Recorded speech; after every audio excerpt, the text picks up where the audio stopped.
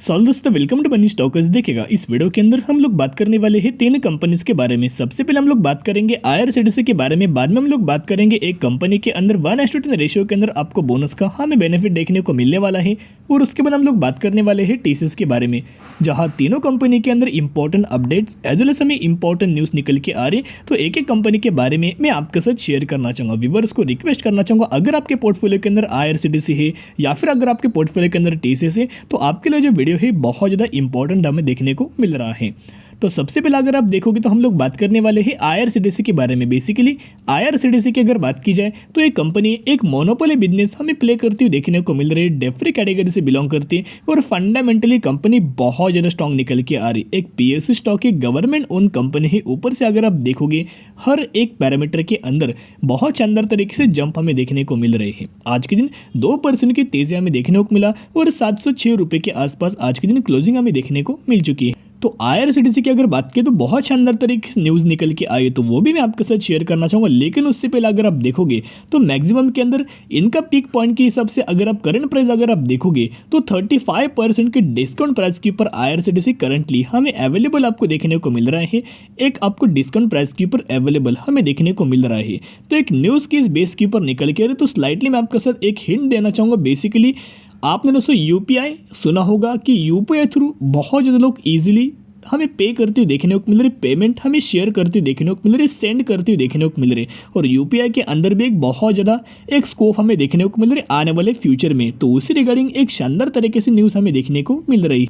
तो complete news आप यहाँ देख सकते हो। IRCTC set to enter payment sector eyes aggregator licence from RBI. Basically दोस्तों अगर आप देखोगे तो आईआरसीटीसी पेमेंट सेक्टर के अंदर एंटर हमें करते हुए देखने को मिलने वाला है। अभी पेमेंट सेक्टर यानी कि क्या? बेसिकली पेमेंट सेक्टर के अंदर फ़ोन पे है, गूगल पे है, या फिर आप बोल सकते हो भारत पे है। तो इन जैसे पेमेंट सेक्टर के अंदर हमें आईआरसीटीसी एंटर हमें करते हुए देखने को मिलने वाला है। बेसिकली अभी तक तो हमें एंट्री नहीं किया, एक स्टेटमेंट हमें लॉन्च किया है, लेकिन अभी तक 100% एंट्री हमें करते हुए देखने को नहीं मिला। इतना दोस्तों पॉइंट नोट कीजिएगा। तो अगर ये पेमेंट सेक्टर के अंदर एंट्री करेगा तो जरूर इनके बिजनेस के अंदर बहुत शानदार तरीके से जंप आपको देखने को मिलेगा। शॉर्ट टर्म में नहीं, लेकिन लॉन्ग टर्म में आपको जंप देखने को मिलेगा। कंप्लीट न्यूज़ आप यहाँ देख सकते हो। According to industry expert, the Indian Railway Catering and Tourism Corporation can now apply with the Reserve Bank of India for an licence as a payment aggregator business line reported. Basically payment sector के अंदर हमें entry अभी हमें करते आपको देखने को मिल सकता है। The railway PSC is all set to take entry into payment sector and thus eyeing to payment aggregator licence. Basically तो हर तरफ यही आपको न्यूज़ हमें देखने को मिल रही है, जिसकी वजह से कोई बहुत बड़ा हमें इम्पैक्ट देखने को नहीं मिलने वाला, लेकिन ज़रूर आपको कंपनी को शानदार तरीके से हमें प्रॉफिट्स आपको गेन होते हुए देखने को मिल सकता है। और दोस्तों आपको पता होगा आईआरसीटीसी को सबसे ज़्यादा जो टिकट बुक हमें होते हुए देखने को मिल जाता है वो ऑनलाइन बेस आपको देखने को मिल जाता है, यूपीआई थ्रू हमें देखने को मिल जाता है। इसका भी बहुत गजब का बेनिफिट हमें आईआरसीटीसी को करंटली आपको अवेलेबल हमें देखने को मिल रहा है। एज वेल एज कुछ पैरामीटर्स में आईआरसीटीसी के बारे में शेयर करना चाहूँगा। यहाँ अगर आप इनका रिटर्न ऑन इक्विटी देखोगे तो 51%, और रिटर्न ऑन इक्विटी अगर आप देखोगे तो 40% के आसपास निकल के आ रहा है, और रिटर्न कैपिटल एम्प्लॉय 51%। जिस भी कंपनी के आरओसी और आरओई बेसिकली दोनों रेशो 30% से ज़्यादा हमें देखने को मिले उस कंपनी के प्रमोटर्स एज वेल एज उस कंपनी के मैनेजमेंट कंपनी के आने वाले फ्यूचर की ग्रोथ के हिसाब से बहुत ज़्यादा एग्रेसिवली हमें फोकस करते हुए देखने को मिल जाते हैं। एज वेल एज आईआरसीटीसी के रिगार्डिंग एक हमें ऑलमोस्ट 2 हफ्ते पहले आपको दोस्तों न्यूज़ देखने को मिल रही थी, उसके बारे में स्लाइटली क्लियर करना चाहूँगा। IRCTC clarifies on report of government dropping OFS plan. OFS यानी कि offer for sale. Offer for sale अलग बात है और बायबैक अलग बात है। तो ये दोस्तों पॉइंट नोट कीजिएगा। बायबैक का मतलब क्या है? खुद प्रमोटर्स खुद कंपनी के शेयर्स बाइंग करते हैं और सडनली कंपनी के प्राइसिंग के अंदर आपको जंप हमें देखने को मिल जाता है, प्रीमियम प्राइस के ऊपर बायबैक आपको देखने को मिल जाता है। ऑफर फॉर सेल यानी कि कंपनी का प्राइसिंग हमें 100 रुपये आपको देखने को मिल रहा है, और कंपनी के प्रमोटर्स खुद यहाँ स्टेक हमें बेचने की कोशिश करें, सेल करने की कोशिश करें।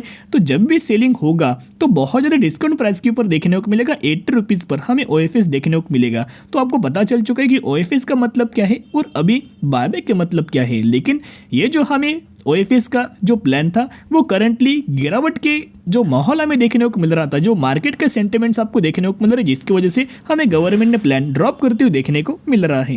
तो दोस्तों अगर आप IRCTC के अंदर बाइंग करना चाहते हो तो इसके अंदर स्टडी कीजिएगा, एनालिसिस कीजिएगा, उसके बाद आप दोस्तों बाइंग करने की कोशिश कर सकते हो।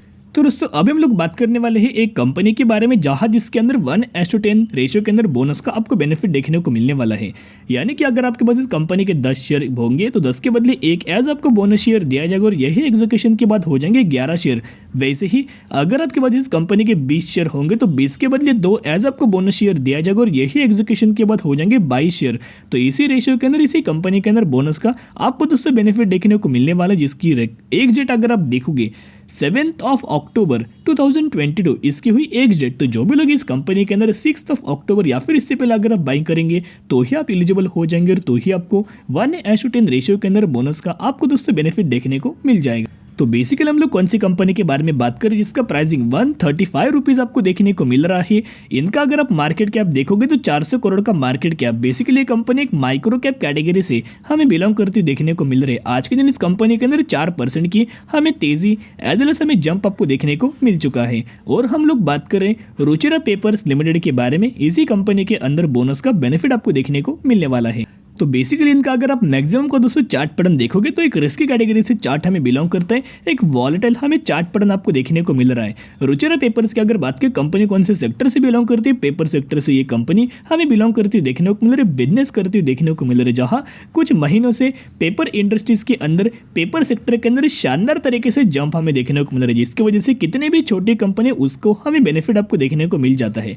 पिछले 2 सालों में 2020 की गिरावट के बाद आपको इस कंपनी के अंदर 350% का शेयर होल्डर्स को अभी तक हमें आपको दोस्तों रिटर्न देखने को मिल चुका है।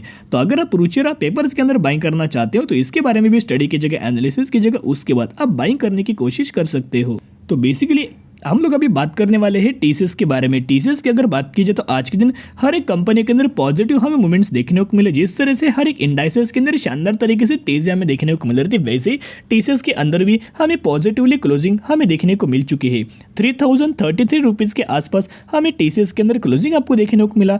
पिछले 1 सालों की अगर आप परफॉर्मेंस देखोगे तो IT सेक्टर के अंदर हमें गिरावट आपको देखने को मिला। कोई भी कंपनीज देख सकते हो, कितनी भी छोटी कंपनीज का चार्ट पैटर्न देखेगा, कितनी भी बड़ी कंपनीज का चार्ट पैटर्न देखेगा, उनके मार्जिन्स के अंदर तो हर एक कंपनी के कॉमनली हमें गिरावट आपको देखने को मिली। पिछले 1 सालों में 25% की गिरावट के अंदर करंटली आपको TCS ये कंपनी हमें अवेलेबल आपको देखने को मिल रहा है और 3000 का एक extremely higher level support level हमें TCS का आपको अवेलेबल देखने को मिल रहा है। तो दोस्तों ये जो पॉइंट निकल के आ रहे हैं TCS का 3000 रुपये का extremely higher level support level आप या डायरेक्ट के ऊपर लिख सकते हो।